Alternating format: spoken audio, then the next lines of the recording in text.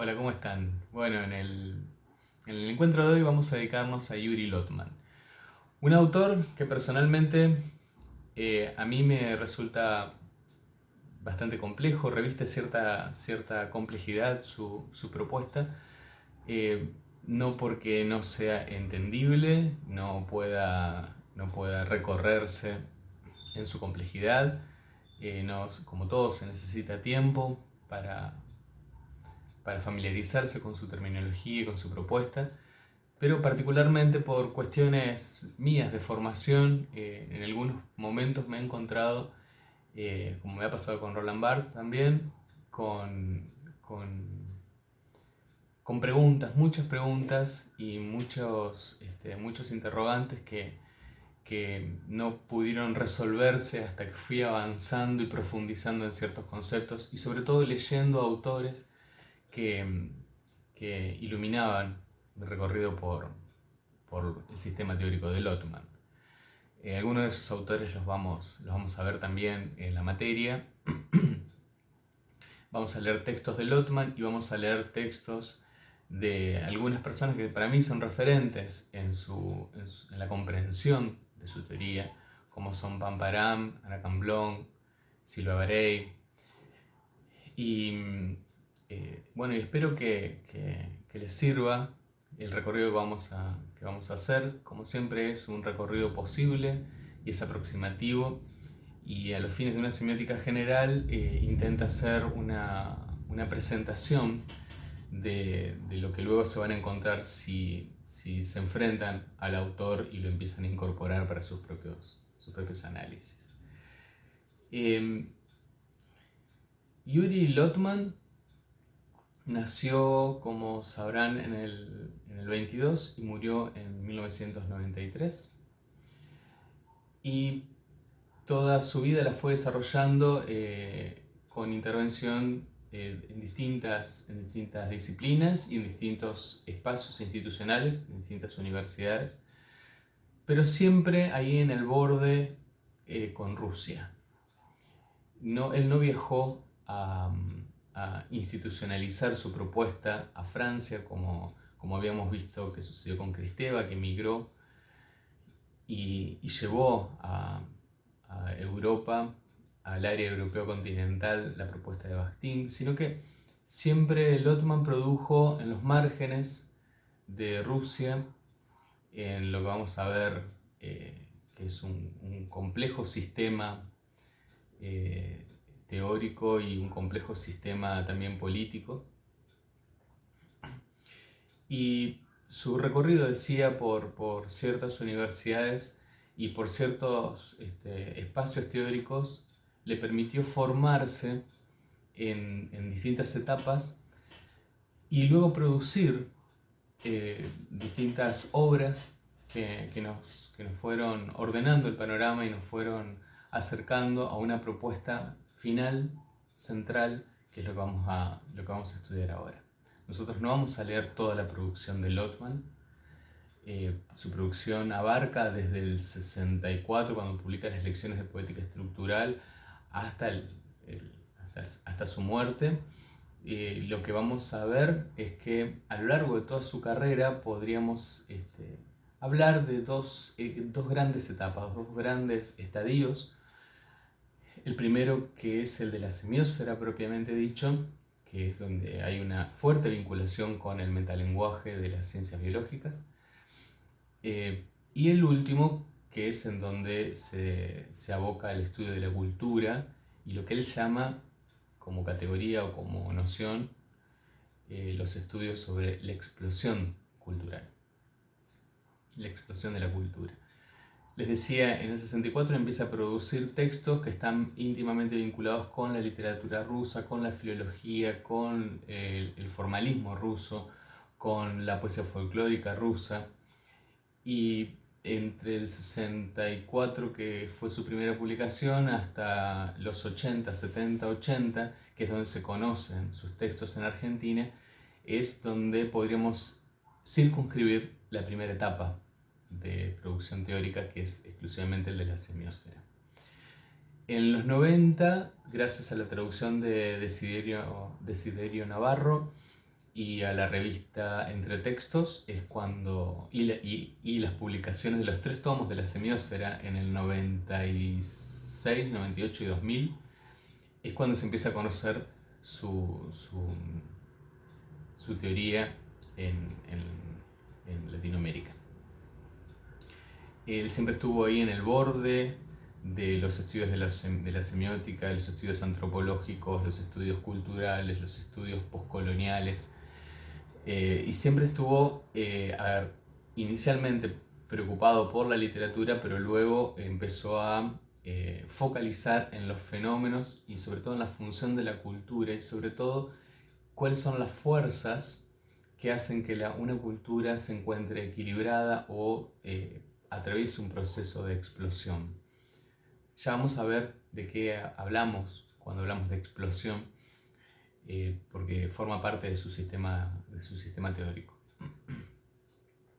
Nosotros no vamos a ir recorriendo de manera analítica estos 2 periodos, sino que vamos a tomar algunas categorías, algunas líneas de pensamiento que no son sencillas de desarticular, y vamos a intentar hacer un recorrido de manera transversal, de una etapa a la siguiente, y luego vamos a volver a otro concepto y vamos a retomar nociones anteriores y vamos a profundizar en ese concepto. Por eso es que les decía que personalmente para mí Lotman guarda cierta complejidad por su modo de presentar su sistema teórico. Me queda algo por decir, que es que en el 2003, entre el 2003 y en el 2011 se da el texto, se dan las memorias, de la traducción de las memorias de Lotman, y junto con la revista Entre Textos se conoce esta propuesta del segundo Lotman, que apunta directamente a la cultura. La cultura no vista como una estructura uniforme, sino como una unidad compleja que resguarda muchas perspectivas, muchas identidades, muchas posiciones, una pluralidad de formas de ser y de estar en el mundo, y por lo tanto lo que hace constitutivo, uno de los factores que hace constitutivo a la cultura es poder comprender en su interior una diversidad de lenguajes. Es decir, cuando él habla de cultura no está hablando de una unidad que desconoce el conflicto, sino como una convivencia entre distintos lenguajes en donde el conflicto es la piedra fundamental de su convivencia. Esta heterogeneidad mantiene siempre en tensión el equilibrio y el exceso, y entre este equilibrio y este exceso es donde se da lo que Lotman llama la explosión cultural. Y obviamente en esta convivencia de múltiples lenguas es donde podemos identificar el poliglotismo del que él habla como algo constitutivo de toda cultura. Nosotros vamos a ir recorriendo este poliglotismo, estas características que tiene esta convivencia siempre contradictoria de elementos que construyen la cultura, para ver qué es lo que él pensaba en términos de una semiótica de la cultura. Bien, para hablar de una semiótica de la cultura, primero tenemos que entender a qué nos estamos refiriendo cuando hablamos de cultura. Y vale esta aclaración inicial a partir de su recorrido previo para dejar más o menos en claro en qué marco vamos a estar comprendiendo este fenómeno. Si ustedes miran el mapa, esta cartografía que hemos diseñado para ir guiándolos por los autores y las lecturas que realizaron esos autores y las categorías que fueron retomando de otros pensadores, se van a dar cuenta con que Lotman pertenece a lo que se llamaría un área eslava, que rápidamente tiene una implicancia en el área europeo continental, tiene un impacto en el área europeo continental, y que rápidamente podemos ver una línea directa de influencia en el área angloamericana, sobre todo en Latinoamérica. Eso se debe a que hubo las traducciones y hubo apropiaciones muy muy importantes gracias a su traducción en español en Cuba, en Argentina, como los epicentros de la recuperación de Lotman, y sobre todo porque sus estudios de la cultura son transversales a distintas áreas disciplinares. No se restringen a una semiótica exclusivamente, sino que son aportes que vienen a colaborar con las reflexiones sobre la cultura, lo que se entiende como el campo de los estudios culturales. Bueno, ¿y dónde vivió Lotman? Lotman vivió siempre en las márgenes de Rusia. Si ustedes se ubican en el mapa, van a ver Polonia, Lituania, Letonia, Estonia. Ahí es donde se desarrolló la escuela de Tartu. Y el primer Lotman, que es donde vamos a concentrarnos para empezar a enmarcar su historia intelectual, está íntimamente vinculado e influido por Vladimir Bernarsky, que entre 1863 y 1945, fíjense que abarca las dos guerras mundiales. Y lo que propone Bernarsky como una macroteoría para organizar los fenómenos del mundo es una estructura para pensar en qué marco el ser humano construye o deja marcas de su presencia en la historia. Dice Bernarsky que el mundo inicialmente está constituido por una geósfera, que son las condiciones naturales de la geografía en la que se desarrolla una población, que en esa geósfera se dan ciertas condiciones de donde se produce una biosfera, es decir, la vida más allá de la vida humana, es decir, cierta vegetación, cierta fauna y demás. Y en esas condiciones que produce la geósfera y la biosfera, se desarrolla la noósfera, que es específicamente la marca, la presencia del ser humano y fundamentalmente de la inteligencia humana, interviniendo y participando en ese contexto. A estos niveles, Lotman le agrega el de la semiósfera, que él mismo dice, es un nivel abstracto que no podríamos graficarlo, sino que es constitutivo, resultado y productor de noósfera, es decir, de cualquier intercambio de información entre los sujetos y su ambiente. Esta noción de semiósfera, que está íntimamente ligado con la biología, va a ser presentado en uno de los textos que nosotros les proponemos, que se llama Acerca de la semiósfera, en donde él desarrolla en qué consiste esta relación entre la semiósfera, la noósfera, la biosfera y la geósfera, y cuál es el lugar que él le da a este desarrollo de la cultura en cierto espacio. En ese texto también hace un examen de cómo está la semiótica en ese momento, cuáles son los aportes de Saussure, cuáles son los aportes de Peirce, y es una crítica a la perspectiva que se toma desde estas teorías sobre el signo. Y dice que el signo siempre fue tomado como una unidad mínima, cuando en realidad deberíamos entender al signo desde una perspectiva mucho más amplia, dado que el signo no existe si no es en un contexto como el que él acaba de describir cuando habla de semiósfera. Dice que el signo pertenece a un continuum, a una continuidad semiótica que él da el nombre de semiósfera, y fuera de la cual es imposible la existencia de la semiosis. Cuando habla de la semiósfera, dice lo siguiente: se puede considerar el universo semiótico como un conjunto de distintos textos y de lenguajes cerrados unos con respecto a los otros. Todo el espacio semiótico puede ser considerado como un mecanismo único, sino como un organismo. Entonces resulta primario no uno u otro ladrillo, sino el gran sistema denominado semiósfera, La semiósfera es el espacio semiótico fuera del cual es imposible la existencia misma de la semiosis. Solo la existencia de tal universo, de la semiósfera, hace realidad el acto sígnico particular.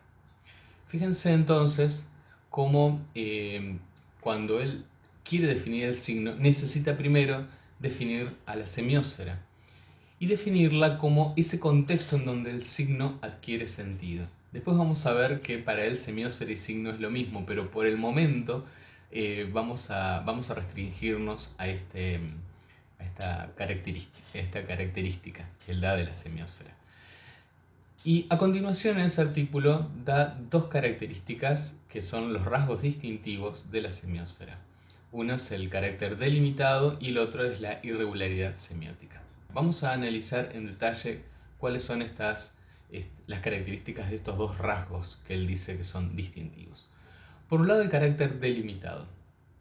Toda semiósfera, él dice en la definición, existe en función de que hay textos y lenguajes que leen estos textos que están cerrados y que están aislados de otros lenguajes y de otros textos. Para él la semiósfera podría tal vez ilustrarse de la siguiente manera, en donde vemos que hay un texto, una organización, un lenguaje que organiza la vida sígnica, y por otro lado hay algo que se llama lo alosemiótico, que es el no texto o el desorden.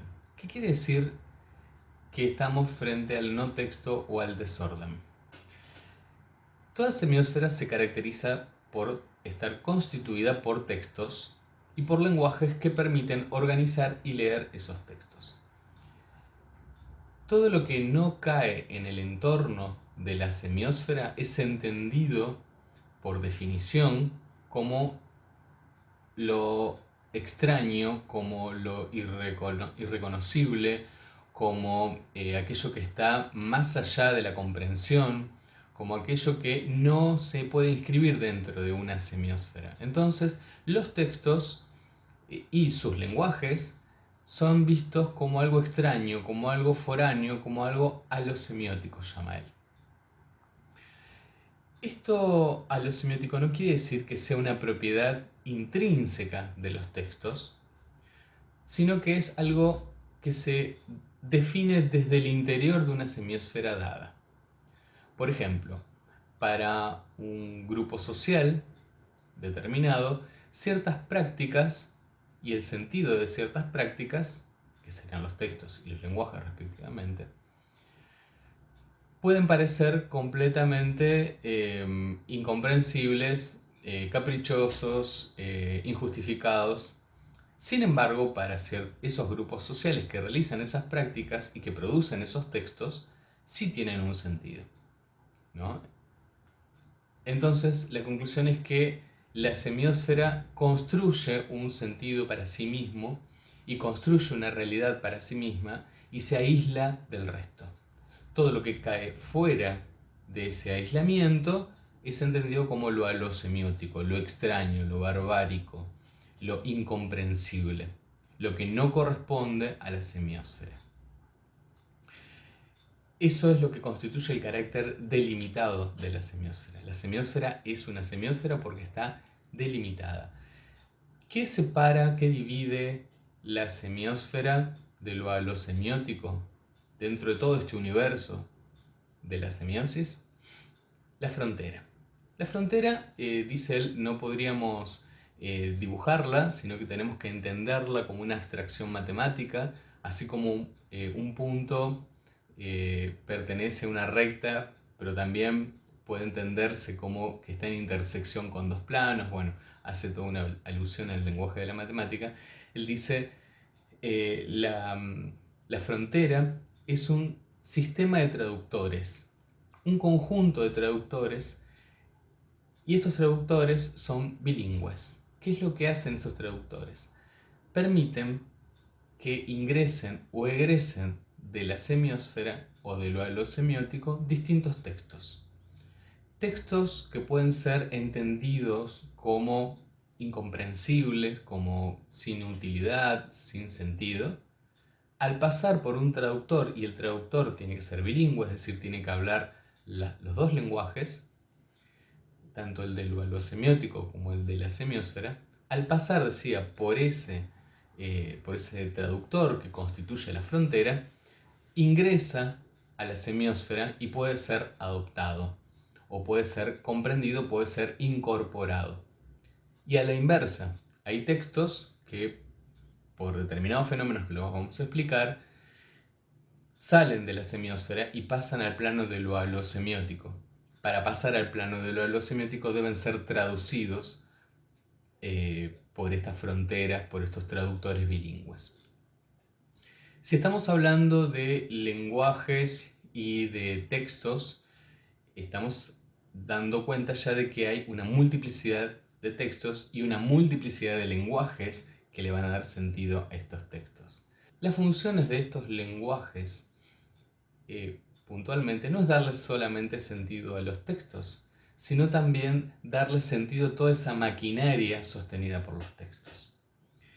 Las instituciones necesitan de lenguajes para definirse, para autodefinirse y definir a los textos que les dan sentido. Tenemos entonces un plano de lo alosemiótico y un plano de la semiósfera y textos que están desarrollando determinadas ideas en un plano y en otro. Cuando un texto es adoptado, pasa al plano de la semiósfera, recién ahí tiene entidad, recién ahí cobra realidad y puede ser semiotizado. Y la semiósfera en sí misma es la que le tiene que dar sentido a este texto. No es que toma el sentido con el que el texto ya viene y lo adopta sin ningún tipo de oposición. No. Cuando es traducido se le imponen ciertos sentidos, se le transforman ciertos sentidos para que encaje con la maquinaria que ya está funcionando. Esta semiósfera, dice Lotman, puede ser entendida como una persona semántica o como una unidad o una continuidad textual independientemente de su entidad física. Un conjunto de ideas, una persona, una familia, un grupo social, una cultura a lo largo de muchos años de existencia. Eso puede ser una semiósfera, siempre y cuando cumpla con esta propiedad del carácter delimitado, donde se autodefina a sí misma y donde defina a los otros y guarde una identidad por oposición. Donde realice estas acciones de tomar textos de lo otro, de lo alosemiótico y traducirlo para sí, y donde también elimine textos de su sistema porque ya no le son funcionales y los derive a lo alosemiótico. La realidad entonces que se construye esta semiósfera, ya sea desde un sistema de ideas de una persona, un grupo social, una cultura completa, lo que entendemos por realidad es una realidad para sí, es una realidad construida por la propia semiósfera. En este sentido, tenemos que entender que la semiósfera fabrica su propia versión de la realidad, que la realidad no se trataría de una adopción del mundo tal cual es, sino de una traducción de los fenómenos del mundo.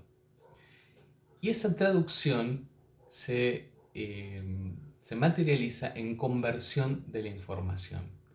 Lo que es una semiósfera es convertir información que recibe de aquello que no es sí mismo y engranar esa información, volver orgánica esa información para los fines que se marca en un momento histórico determinado. Entonces, por un lado tenemos esta función de la frontera siempre activa, impidiendo o regulando, en todo caso, regulando el ingreso y el egreso de textos de lo alosemiótico a la semiósfera y de la semiósfera a lo alosemiótico. Este mecanismo, que es un mecanismo inmanente de la semiósfera, lo que hace es generar una autoconciencia semiótica. ¿Qué quiere decir esto? Hay estructuras que se llaman estructuras nucleares, que son las que controlan todos los procesos al interior de la semiósfera. Y la función de esas estructuras nucleares es describir al nuevo objeto que ingresa, describir los objetos que controla, pero también autodescribirse y también describir los otros procesos que están participando, las otras estructuras que están participando. Es decir, que las estructuras nucleares, y sobre todo la estructura nuclear más importante, es la que puede generar conciencia de sí. Y de esa manera se completa esta propiedad inmanente que habíamos visto en el carácter delimitado de la semiósfera.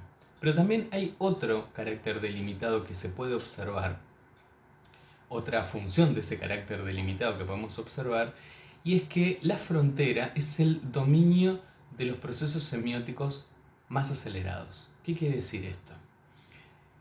Así como las estructuras nucleares conservan en el tiempo y durante mucho tiempo un cierto equilibrio y no van actualizándose, no van modificándose con regularidad, hacia el exterior, en las fronteras y sobre todo en lo alosemiótico, que es en el dominio de lo extraño, es donde se están realizando cambios, es donde se están ejecutando transformaciones. Y en algún momento, uno de esos textos innovadores, transformadores, va a poder ser traducido, o varios textos van a poder ser traducidos y van a poder ingresar a las estructuras nucleares. Y de esa manera sembrar, digamos, la semilla del cambio para desalojar o transformar una estructura nuclear.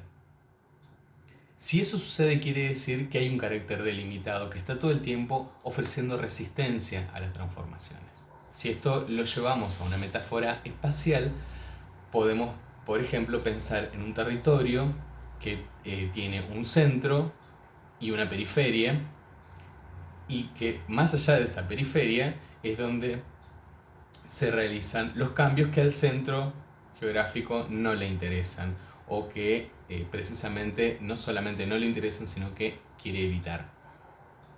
Y por otro lado, si lo llevamos a un plano, a una metáfora temporal, podemos pensar que en las estructuras nucleares, la función de las estructuras nucleares es conservar siempre un pasado, mientras que el presente, o el hoy, la actualidad, está más allá de la periferia. Es donde se están desarrollando ya, antes de que la historia lo empiece a mencionar, es donde se están desarrollando los cambios y las transformaciones.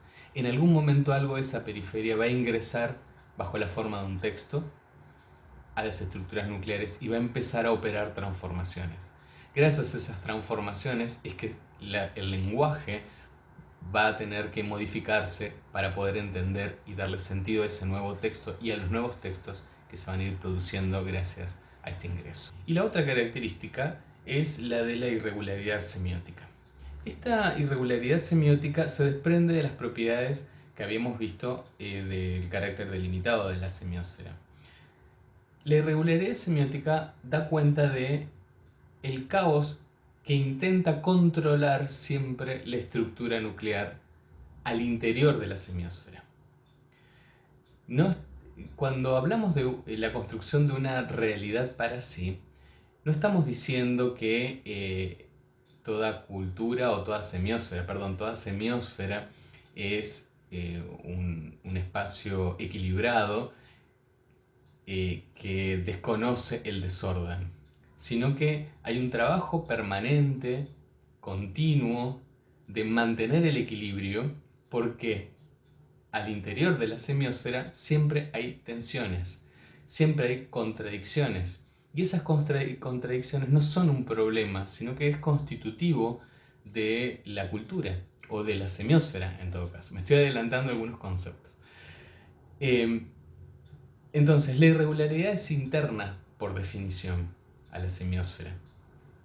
Que parezca que está todo tranquilo, que no hay textos disonantes y que no hay lenguajes que se están transformando, no quiere decir que eso no esté sucediendo y que haya estructuras nucleares y otras estructuras que están pugnando para desacreditar o deslegitimar y expulsar a ese texto que está en disonancia con el equilibrio de la semiósfera. Estas estructuras nucleares, dijimos, están siempre en tensión, pero están sumergidas en un campo minado, están sumergidas todo el tiempo en un contexto que es desorganizado. Al interior de la semiósfera, entonces, también hay irregularidad, hay una irregularidad semiótica. Y el trabajo del lenguaje es producir definiciones de esos textos, pero también definiciones de sí mismo, es decir, autodefiniciones, y por lo tanto eso permite la emergencia de lo que se llaman los metalenguajes. Un lenguaje o varios lenguajes definen su grupo de textos que van a ser comprendidos en la semiósfera, pero va a haber un metalenguaje que es el que le va a dar legitimidad a todos los lenguajes posteriores. Y todo eso forma parte de procesos dinámicos que ya están incorporados en la semiósfera, además de los que ya se están desarrollando en la frontera. Entonces, como consecuencia o como desprendimiento de lo que venimos conversando, las estructuras nucleares tienden a la inmanencia y a la exterioridad para definirse. ¿Para definir qué? Para definir el equilibrio de una semiósfera. ¿Y qué es una semiósfera? Es un conjunto de textos y de lenguajes sin los cuales sería imposible la existencia de la semiosis. Esto se puede llevar a la definición de un grupo de ideas, cuando una idea es disonante, qué pasa con esa idea, de dónde viene, qué filtros pasó, qué pasa con las ideas que va a desplazar esta idea nueva. Cuando una persona, un grupo social, una cultura completa, una población, maneja determinados códigos, maneja determinados lenguajes y en consecuencia produce determinados textos, lo hace bajo la forma de signos. ¿Qué es lo que pasa con ese grupo social, con esas personas, con ese sujeto que está generando esos textos? ¿Cuáles son las resistencias con las que se encuentra y cuáles son los contextos en donde se quiere insertar? Fíjense que estas dos características, así en abstracto, las del carácter delimitado y la irregularidad semiótica, así en abstracto nos dan una pauta de cómo entender la producción sígnica. Y sobre todo, no solamente la producción sígnica, cómo entender el signo en sí mismo que se está produciendo, sino en qué contexto semiótico ese signo está empezando a operar. Esta convivencia que estamos viendo entre los textos y los lenguajes de la centralidad y de la periferia de la semiósfera son precisamente, esta tensión es precisamente la que provoca los cambios. Mientras que por un lado los textos de la periferia trabajan con más celeridad, con más actualización, los textos que conforman las estructuras nucleares y que conforman el núcleo duro de la semiósfera responden con resistencia a esta celeridad. Y esa resistencia es precisamente lo que le da integridad a los textos que están conviviendo en la semiósfera y por lo tanto a la semiósfera misma. Esta integridad es el indicio que nos da Lotman para entender el proceso del isomorfismo, el mecanismo del isomorfismo. ¿Qué quiere decir Lotman cuando habla de isomorfismo? Dice que la semiósfera produce lenguajes y produce textos acordes a esos lenguajes de manera convulsiva, de manera permanente. Hay una avalancha, dice, hay un aumento cuantitativo de los mensajes que hacen construir o que permiten construir esta visión unificada del mundo.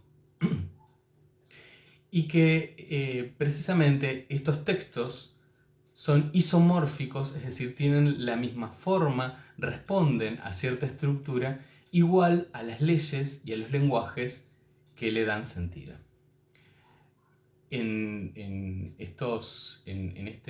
esta propiedad que tienen los textos de ser isomórficos a los modelos por los cuales construye versiones de la realidad, lo que hace es conservar a los textos siempre en una estabilidad, digamos, manteniendo un equilibrio. Ahora bien, si se mantiene este equilibrio, no hay cambios posibles. Todo es repetición, todo es iteración. Todo lo que se produce sobre el mundo es isomórfico al lenguaje que modela ese mundo. Entonces no hay cambio posible. Estaríamos siempre en una misma cultura, siempre en un mismo tiempo, y no habría cambios posibles. Y es ahí donde se da el otro proceso, que es el proceso de la celeridad, que aparece en la periferia, pero que también habíamos visto que Lotman lo identifica al interior de la semiósfera, que tiene que ver con la producción de los textos nuevos. Para que haya textos nuevos, dice Lotman, tiene que haber necesariamente intercambio. Y ese intercambio no se da entre cualquier texto, se da entre textos que son iguales y a la vez diferentes, que tienen particularidades que los hacen distintos entre sí y otras particularidades que los hacen similares. Después va a hablar en el capítulo sobre el enantiomorfismo, que es un modo particular de semejanza y diferencia de los textos. Pero bueno, tiene que haber un diálogo entre textos que no se opongan completamente, ni tampoco sean completamente iguales, sino que tengan algunas propiedades que los asemejen y que los diferencian, porque recién en esa diferencia y en esa semejanza es donde se puede dar el intercambio de la información. Este intercambio de la información, a la vez, dice Lotman, se tiene que dar en el tiempo, se tiene que dar con pausas, se tiene que dar progresivamente. Luego la historia se encargará de mostrarlo como si fuera un proceso continuo, pero que en realidad no es continuo, tiene importantes baches, tiene interrupciones, recuperaciones de lo que se estaba incorporando como nuevo. Versiones de lo anterior vueltas a versionar, recuperaciones de materiales previos. Y esto es precisamente lo que permite construir textos nuevos. No solamente el surgimiento de textos geniales que nos parecen innovadores, sino que tiene que haber algún diálogo entre los textos que ya están con los textos nuevos, y tiene que haber una forma para ejecutar ese diálogo que está muy emparentado con el tiempo. Y tiene que, además, el texto nuevo, y esto es muy importante, tener elementos de transmisión de la lengua nueva, de la lengua ajena, que es la que precisamente va a ingresar a la semiósfera para poder decodificar ese texto, para poder entender ese texto nuevo, ese texto resignificado, y para poder producir textos completamente distintos a los que se venían produciendo. En ese sentido, podemos citar también a Lotman cuando dice lo siguiente: la conciencia sin comunicación es imposible. En este sentido se puede decir que el diálogo precede al lenguaje y lo genera. Fíjense, lo que estábamos viendo recién era que había textos que entraban en diálogo y que luego de que entraran en diálogo y que el texto nuevo pudiera ingresar a la semiósfera ya constituida, tenía que permitir el ingreso de elementos de transición de la lengua ajena. Entonces, la comunicación es previa al lenguaje. Precisamente eso es lo que se halla en la base de la idea de la semiósfera. El conjunto de las formaciones semióticas precede al lenguaje aislado particular y es una condición de la existencia de este último. Sin semiósfera, el lenguaje no solo no funciona, sino que tampoco existe. Esta dinámica, entonces, podemos entender cómo funciona la semiósfera, una semiósfera en relación con los textos que produce, con los textos que no son propios y que van a ingresar a su propio ámbito, con los lenguajes que le dan sentido a estos textos, y en esta dinámica que es contradictoria y que a la vez también tiende al equilibrio, el sujeto construye la cultura. Pamparan, en un artículo que les vamos a dejar en el entorno virtual, profundiza en esta idea de la cultura como productora de textos y en la dinámica que se da en esta productividad. Ella dice que, rescatando las ideas de Lotman, dice que el hombre produce al menos dos clases de objetos materiales. Uno son los objetos que consume y que almacena para consumir después, y que el otro objeto material es la información que guarda sobre eso que almacenó y que va a consumir. Es decir, por un lado están los objetos y por otro lado están la información de esos objetos. Y que la cultura sería algo así como el sistema de la información que no es hereditaria sobre esos objetos que se van a consumir, además de los medios para conservar y transmitir ese conocimiento de los objetos que se ha generado. En ese sentido, la cultura no es un depósito de datos, no es un repositorio de eventos, sino que es un mecanismo que tramita esa materialidad y que al tramitarla la transforma en signo. Y es ahí donde aparece la dimensión puramente semiótica del planteo de Lotman. Si estamos hablando de información y de medios para conservar esa información, para conservar y transmitir esa información, estamos hablando de una teoría de la organización y del control de la información. Esa teoría se llama cibernética y no es aplicable solamente a las máquinas, sino que también es aplicable a los organismos, donde nos encontramos con información y nos encontramos con memoria de la información y con estrategias de conservación de la memoria. Siempre vamos a estar hablando de una cibernética. Y es ahí donde también aparecen las nociones de dispositivo, de lenguajes, de programas, porque todos están vinculados como elementos y procedimientos para eso que habíamos hablado, para eso que habíamos dicho sobre conservar y transmitir esta información que no es hereditaria. Entonces fíjense, ¿cuál es el ámbito de interés de esta cibernética de la que estábamos hablando? Tiene que ver con la información y con los mecanismos de conservación y transmisión de esa información. Estamos hablando de información que hace a la supervivencia de una cultura. Y en esta construcción, esta apropiación y esta destrucción de la información es equivalente a tener poder. Por eso, la historia de la cultura, dice Pamparan, podría equipararse como la lucha por el monopolio de estos datos y estos mecanismos para manejar estos datos. Esta facultad de poseer mecanismos y de poseer información para ser transmitida y para construir realidad, crea instituciones, tiene la posibilidad de crear instituciones que son precisamente las que avalan las ideas, las prácticas de los sujetos, la construcción de la subjetividad de las comunidades, y que a la vez se puede proyectar al interior como al exterior de la semiósfera. Y en ese sentido tendríamos que empezar a pensar ya en que el signo, que es el que está en disputa, porque es precisamente la información en un contexto que es, habíamos visto, ese contexto es un mecanismo que le da sentido a ese signo, el texto y el signo pueden equipararse. Y ahí es donde Lotman empieza a discutir si cuando hablamos de signo y hablamos de texto estamos en definitiva hablando de lo mismo, porque todos tienen la posibilidad, tanto el signo como el texto, de tejer la interacción entre los sistemas.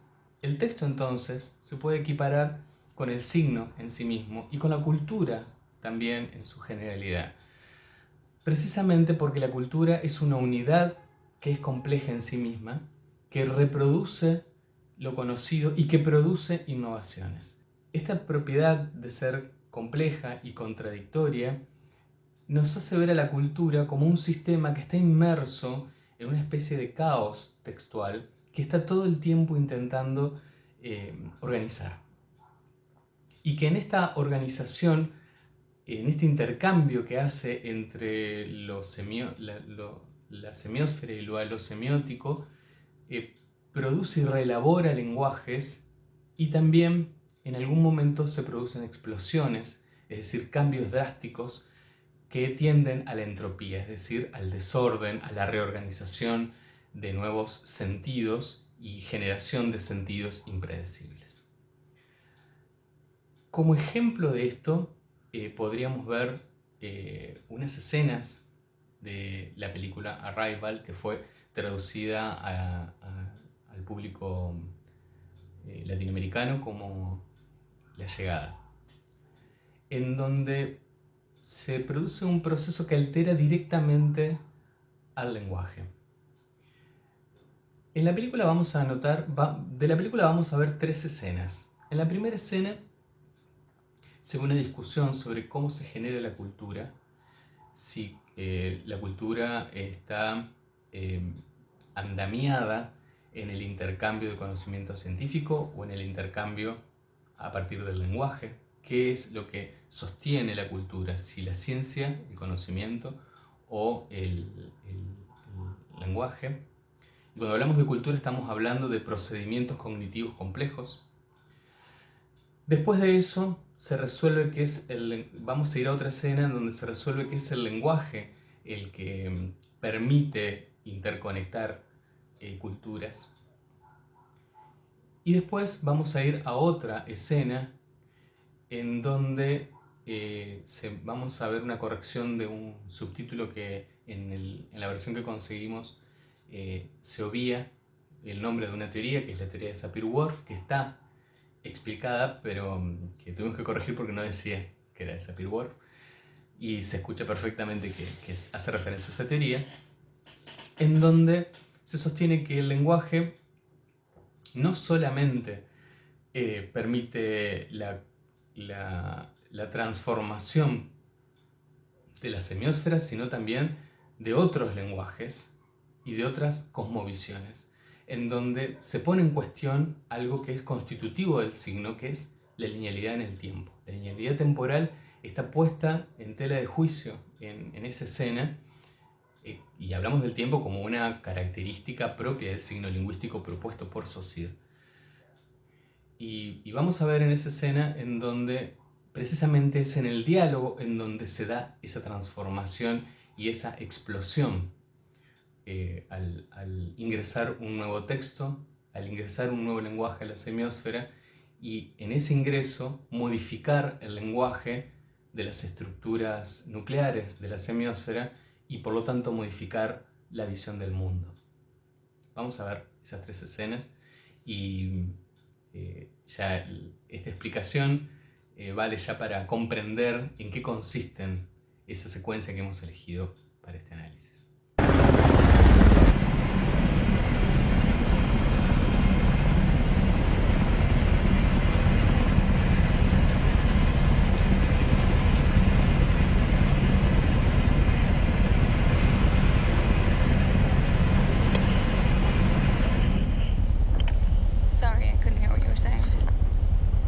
Language is the foundation of civilization. It is the glue that holds the people together. It is the first weapon drawn in a conflict. Luis, this is Ian Donnelly. Luis Banks, Ian Donnelly. It's quite a greeting. Yeah, well, you wrote it. Yeah, but it's the kind of thing you write as a preface. Dazzle them with the basics. Yeah, it's great. Even if it's wrong. It's wrong. Well, the cornerstone of civilization isn't language, it's science. Ian is a theoretical physicist from Los Alamos. You'll be reporting to me, but you'll be working with him when you're in the show. That's what they call him, the UFO. Priority 1. What do they want? Where are they from?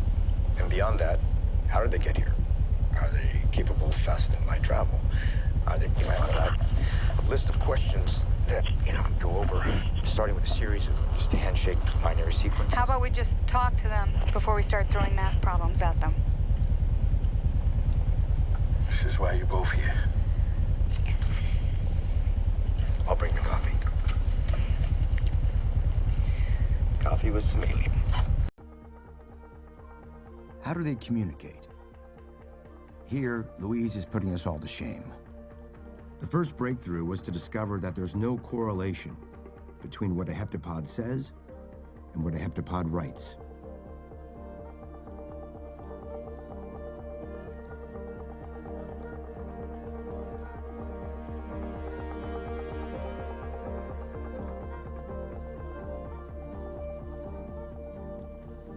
Unlike all written human languages, their writing is semisiographic. It conveys meaning. It doesn't represent sound.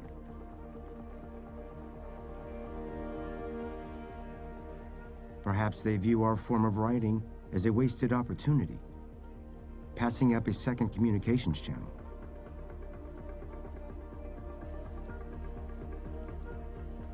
We have our friends in Pakistan to thank for their study of how heptapods write. Because unlike speech, a logogram is free of time. Like their ship or their bodies, their written language has no forward or backward direction. Linguists call this nonlinear orthography, which raises the question, is this how they think? Imagine you wanted to write a sentence using two hands starting from either side. You would have to know each word you wanted to use, as well as how much space that it would occupy. A heptapod can write a complex sentence in 2 seconds, effortlessly. It's taken us a month to make the simplest reply. Next, expanding vocabulary. Louise thinks it could easily take another month to be ready for that.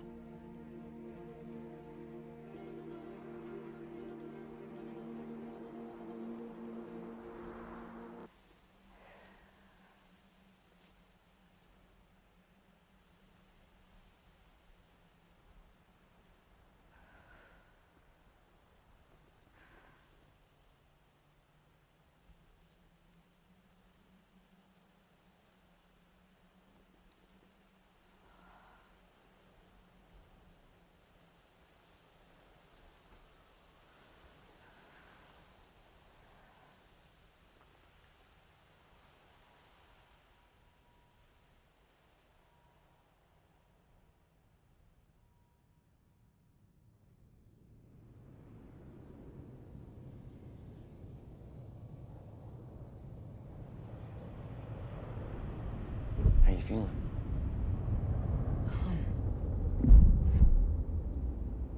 I need some sleep, but I'm fine. Yeah. I was doing some reading about this idea that if you immerse yourself into a foreign language, that you can actually rewire your brain. The Sapir-Whorf hypothesis. Hmm. The theory that it's the theory that the language you speak determines how you think, and Yeah, it affects how you see everything. I'm curious, are you dreaming in their language?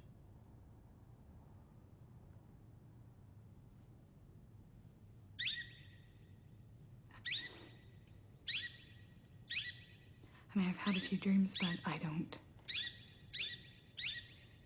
think that makes me unfit to do this job. Dice Lotman que hay 3 momentos para identificar la explosión. La explosión de la cultura, la explosión de la semiósfera, tiene 3 momentos. Por un lado está la explosión originaria, que es el primer impacto, el primer momento en el que el texto, con los rastros de ese nuevo lenguaje, intentan ingresar a la semiósfera o ingresan a la semiósfera y producen una transformación. El segundo momento es la asimilación por parte de los mecanismos de las estructuras de un nuevo conocimiento tanto individual como colectivo, que es lo que vemos en la segunda escena. Y el tercer momento, que no está en la película, que está en la película pero que no está en los textos, en los fragmentos que citamos, es el de la inscripción de ese nuevo lenguaje en las estructuras de la memoria de esa cultura. Lo vamos a ver en la película, pero sobre el final, cuando se muestra cómo aparece un nuevo libro que habla de esta nueva concepción del lenguaje y por lo tanto de una nueva cosmovisión. Fíjense entonces cómo lo imprevisible convive con lo previsible, es decir, para que se dé ese diálogo entre estas culturas, entre estas semiósferas, tuvo que darse estos 3 momentos del proceso, es decir, la explosión misma, luego la asimilación y luego la inscripción en las nuevas estructuras, pero también tuvieron que darse todos los procesos anteriores para que la cultura se transformara. En ese sentido, la película Arrival o La Llegada plantea 3 preguntas. Primero, ¿cómo se genera la civilización? Segundo, si el lenguaje es productor de realidad o es producto de la realidad. Y tercero, cuando se reconoce que es productor de la realidad, se pregunta si el tiempo es esa construcción del mundo donde está incluido el tiempo, si el tiempo es lineal o es multidimensional. La película entonces plantea esos 3 problemas y los resuelve. Y en ese sentido está brindando una gran hipótesis para comprender el intercambio intercultural. Y es precisamente gracias al modelo que nos da Lotman que nosotros podemos comprender cómo se da ese intercambio y cómo se da esa modificación producto de ese intercambio. El otro texto que les traemos para analizar, pero que no lo vamos a analizar, sino que lo vamos a citar, es Westworld, la serie Westworld, serie que no podemos citar en ningún momento porque todos los planteos que vamos a desarrollar a continuación están inscritos en diferentes momentos de la serie. Entonces lo que corresponde es que los invitemos a verla y para eso vamos a usar este tráiler. Después del tráiler vamos a avanzar en otro concepto que dejó planteado Lotman, que es el de evolución. Do you know where you are? I'm in a dream. That's right, Dolores. You're in a dream. Have you ever questioned the nature of your reality?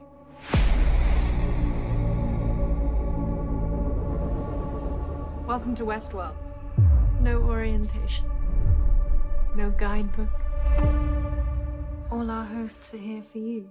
In this world, you can be whoever you want. Are you real?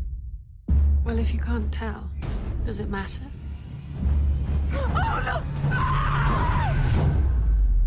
This behavior, we're miles beyond a glitch here. What are your drives? To meet my maker.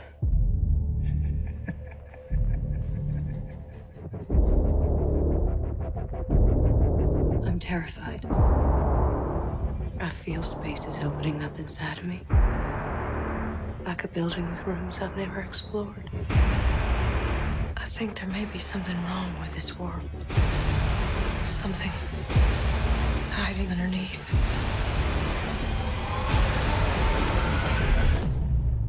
These violent delights have violent ends.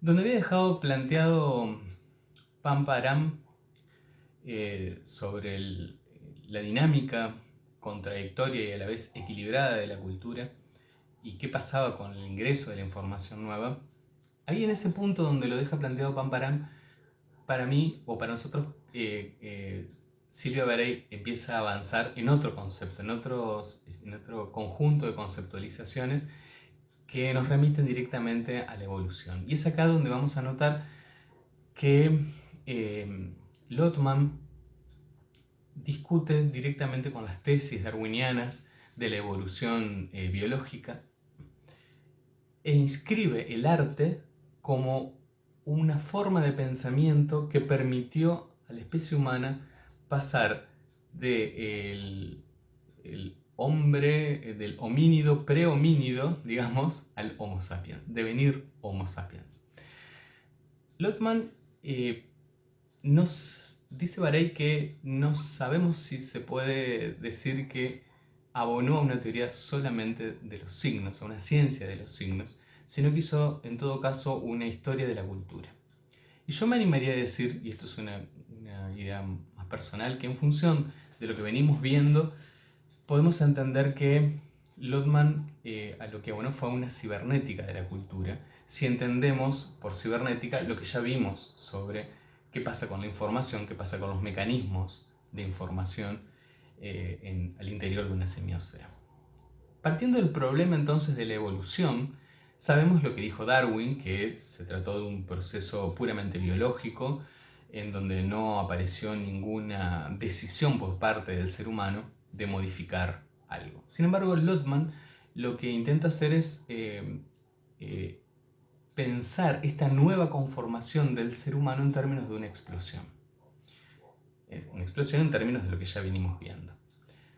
Frente a este volumen de información, dice Lotman, que se tuvo que enfrentar este prehomínido, de alguna manera empezó a desarrollar estructuras disipativas, dice Lotman, y a transformar modelos de conocimiento y absorber nueva información en función de poder imaginar nuevos escenarios posibles.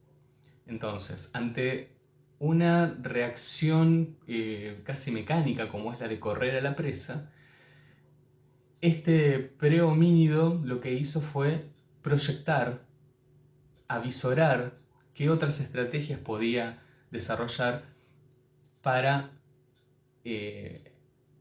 disminuir el trabajo y la energía invertida, para aprovechar ese objeto que se cazaba. Fíjense, estamos remitiéndonos también ya a lo que dijo Pam Baran sobre los objetos que consumimos y acumulamos, cómo eso genera información. Bueno, lo que dice Lotman es que esa información también es lo que permitió al ser humano dar ese salto. Esa información y esa capacidad de acumular información gracias al dispositivo de la memoria y de ser creativos al poder imaginar nuevos escenarios. Esta capacidad, entonces, que tiene este prehomínido, ya no de reaccionar, sino en todo caso de pensar y de imaginar nuevos escenarios, lo que hace es permitirle evaluar situaciones, elegir otros dispositivos para optimizar los recursos que ya tiene, vacilar y dudar y crear conocimiento nuevo, pero sobre todo también transmitir información, y esto ya tiene que ver con el enseñar y el aprender técnicas. Este enseñar y aprender técnicas como un modo de transmitir la información es lo que le da la pauta a Lotman de que estamos frente a las primeras organizaciones sociales, porque hay nuevas formas de conexión con el otro. Esta nueva constitución de lo social, que tiene que ver ya con el intercambio, nos permite estar frente a lo que entendemos luego como una cultura. Porque ante el aumento de la información que se da por los dispositivos que ya vimos, no se genera caos, sino que se genera un nuevo orden, una nueva organización, tanto para ejecutar los actos como para guardar la información y retransmitirla. Y ante la duda, ante la incertidumbre, lo que surge es una nueva conciencia que ya excede al sujeto, que es supraindividual y que tiene que ver con un conocimiento resguardado socialmente, en un grupo.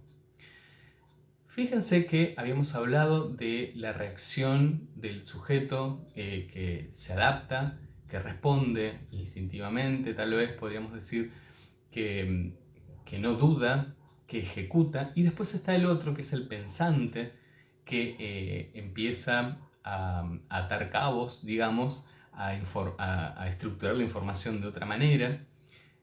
Y dice Lotman que mientras que en el mundo animal las manadas abandonan a aquellos que dudan frente a la reacción inmediata, instintiva, en el universo de lo humano es precisamente donde el sujeto que duda, el sujeto que empieza a imaginar nuevos escenarios posibles, no solamente no es aislado, sino que es ponderado. ¿Por qué? Porque es la clave para que surja lo nuevo, para que surja lo imprevisible y para que se gane terreno a la naturaleza.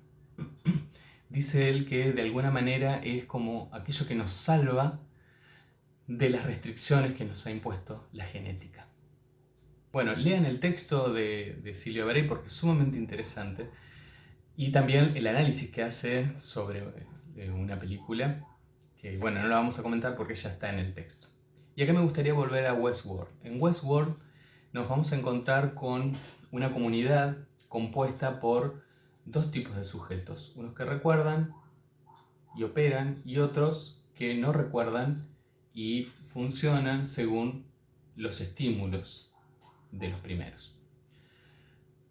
¿Cuándo aparece la disrupción? Cuando empiezan a recordar, cuando los que deben obedecer empiezan a recordar y a construir una memoria, y esa memoria además es una memoria colectiva.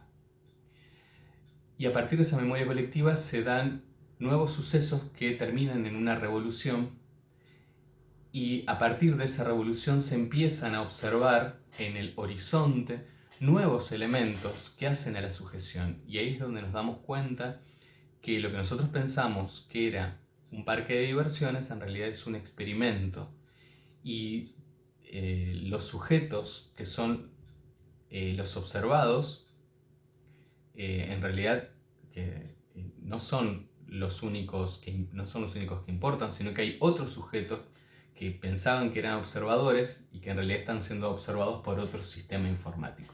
Este diálogo entre un sistema informático, humanos, sistemas informáticos, se va a ir dando de manera recursiva en toda la serie, y van a ir disputándose siempre el poder.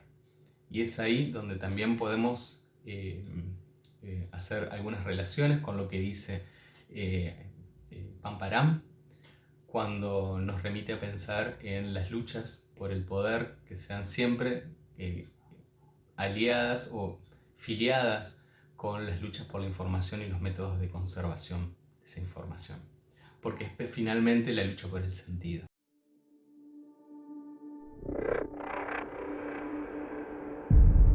I was born into this world, and my first memories of it are pain.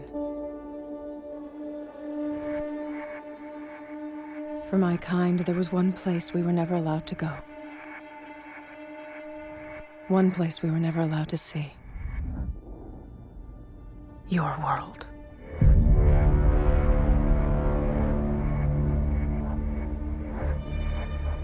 Who are you, Dolores?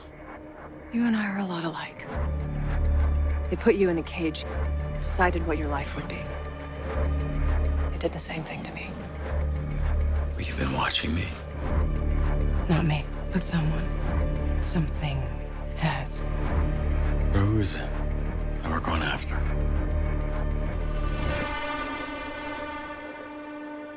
The person who took your future.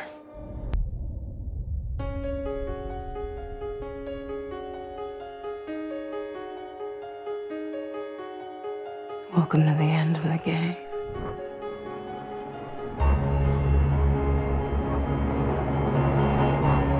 Five of us against an entire world of them. It'll be enough. I finally understand my purpose. I'm gonna save the fucking world.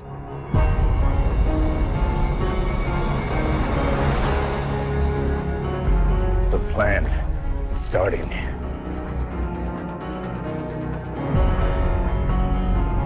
What happens if this doesn't work? We do this the old-fashioned way.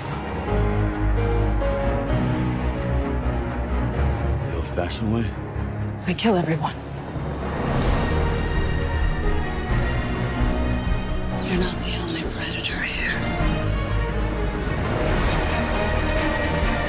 The real gods are coming.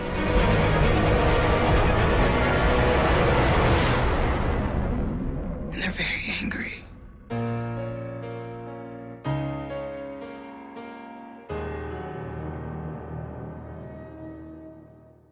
El otro texto que los invitamos a leer es de Anna Camblón, que se llama Habitantes de Frontera.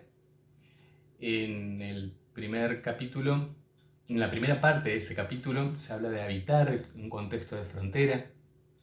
Anna Camblón produce en Misiones, que es un espacio que no solamente es fronterizo en lo geográfico, sino también en lo lingüístico, en lo cultural, en lo político y en términos de semiótica, también en lo científico. En la segunda parte avanza a partir de esta descripción de este hábitat, avanza sobre el mestizaje y ahí empieza a recuperar las nociones de frontera, de filtro, de pasaje, siempre en términos lotmanianos, e identifica una figura que es central para nosotros al momento de pensar el gran proyecto de Lotman, que es el de la otredad. ¿quién es el otro? ¿Quién es el que está fuera de la semiósfera? ¿Quién es el que habita lo semiótico? ¿Por qué es un otro? ¿Por qué es la otredad? Y ella propone, Anna Camblong, la idea del entre, o en términos de Bakhtin, el umbral semiótico. En el umbral semiótico, que es el lugar en donde se posiciona ella como pensadora de dos culturas, o de tres culturas en este caso, cuál es la función de la alfabetización, o cuáles son los límites, los alcances de la alfabetización en este espacio de frontera, en este umbral, en este lugar que se elige como ser el de traductor, en donde es inevitable ver y operar sobre el pasaje. Y habla de este encuentro desencontrado, en donde es inevitable la contradicción y es inevitable el esfuerzo por comprender al otro.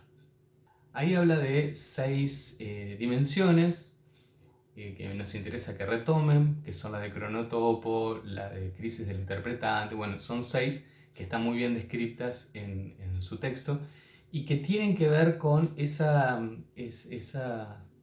funciones que se van tomando y esos roles que se van asumiendo y esas características con las que se encuentran los sujetos cuando intentan dialogar o conversar en un espacio de frontera, un espacio que va a ser siempre fronterizo. Es muy interesante que lo lean porque si hay alguien que trabajó en la frontera en todos los sentidos, en Argentina fue Anna Camblong. Y vamos a ver una entrevista también que se le hace en el entorno virtual, así que es muy importante que puedan ver ese texto porque es como no la aplicación, sino la instrumentalización de toda la teoría de Lotman al campo, al terreno de la alfabetización.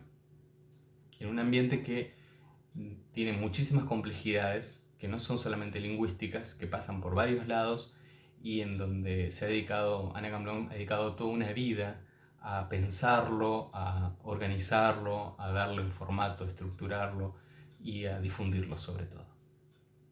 Y finalmente tenemos el texto de Silko, que habla de cultura y explosión, en donde él se pregunta 2 cosas. ¿Cómo hace Lotman para entender la evolución de una semiósfera sin que esa semiósfera cambie? Por un lado. Y por otro lado, ¿cómo hace Lotman para entender el proceso de transformación? ¿De dónde viene el impulso de la transformación de una semiósfera? Habla de la estabilización y de la desestabilización como complementarios dentro de ese proceso evolutivo. Es muy importante que lean este texto de Silko porque nos invita por un lado a recorrer toda la teoría o al menos todo este itinerario que los hemos invitado a recorrer y sobre todo porque vuelve sobre algunos conceptos para pensar este delicado equilibrio que sostiene la semiósfera y cuál es el papel de la semiótica en el estudio de estos espacios. Recuerden lo que Peirce dijo sobre el avance del conocimiento. El avance del conocimiento, que es constitutivo de la definición de saber científico, no se puede hacer de manera solitaria, se tiene que hacer de manera colaborativa y es siempre una proyección hacia el futuro. En el futuro vamos a ver cuáles fueron los resultados de lo que se estuvo incorporando en la actualidad como hipótesis para un nuevo conocimiento.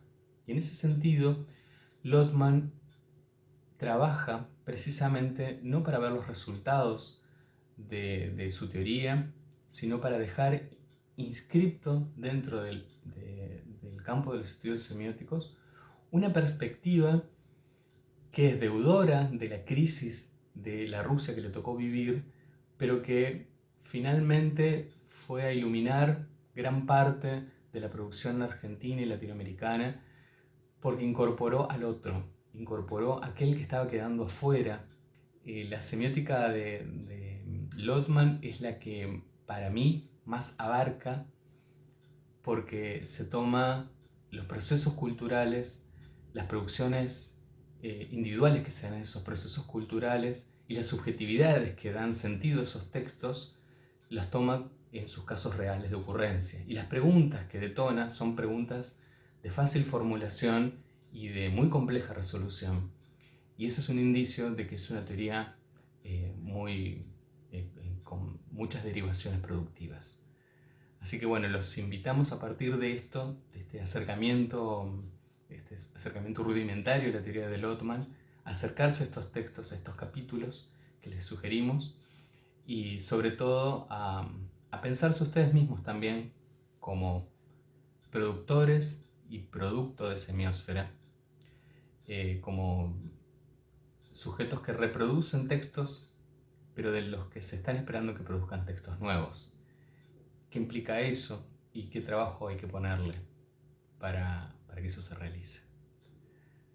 Nos vemos entonces en la clase que viene, que le vamos a dedicar a Greimas. Y bueno, estamos en contacto para las consultas que quieran hacer. La seguimos. Nos vemos.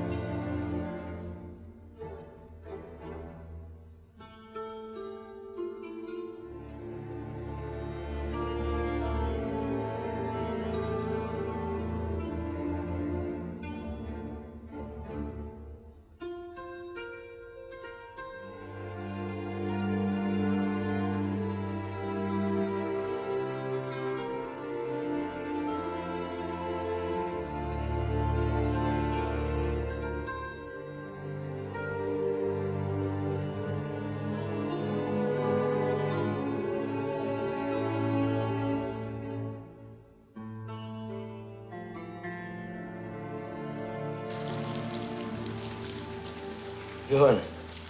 Tata! Simță, tati.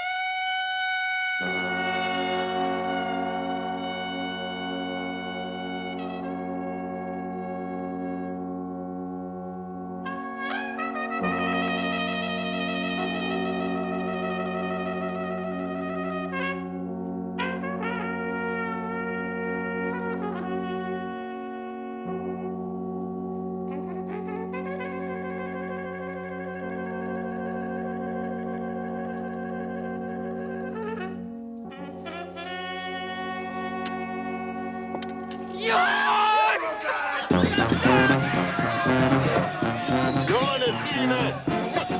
Znao sam da ćete naći, znao sam. Nije mi duže. Ko je organizovao kolebusa? Mama.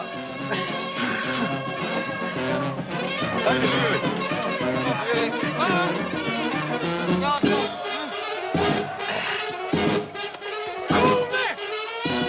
Bar je svada mogla bez njega proći.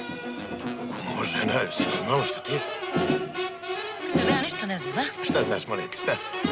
Misliš da sam ja glupa, jel? Oženjeni ljudi, vidiš.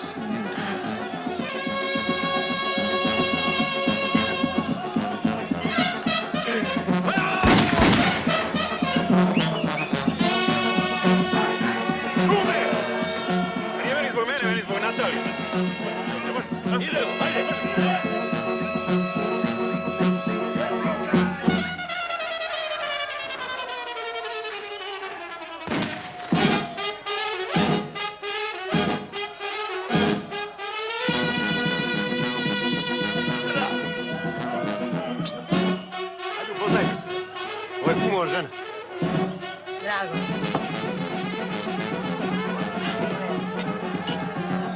Možeš! Hajde, tako je!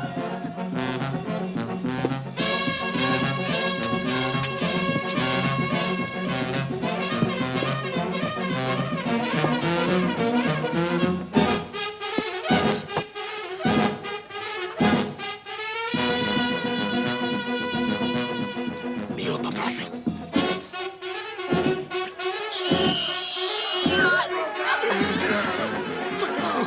Kako je porasto, vidi kako je porasto. 15 godina, moja vera, 15 godina. Kako 15? 20? 20. 15, ja. 20. Ja znam koliko mi sin ima godina, slušaj. Kako me nervira. Srećno. Seko! Marko! Marko! Pa ti igra! Pa ti igra! Marko, igra, on igra! Vidi, Marko! Ajmo, bato da igramo zajedno!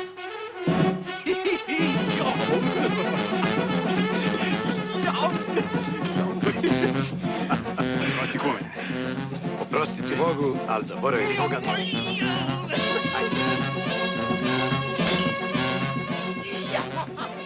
Ovdje smo podigli nove kuće sa crvenim krovovima i dimnjacima koje će nastanjivati vode i kapijama širom otvorenim za drage goste. Bićemo zahvalni našoj novoj zemlji koja nas hrani i suncu koje nas greje i cvetnim poljima koje će nas podsjećati na ćilime naših zavičaja. Sa bolom, tugom i radošću sjećat ćemo se naše zemlje kada budemo našoj deci pričali priče koje počinju kao bajke. Bila je jedna zemlja.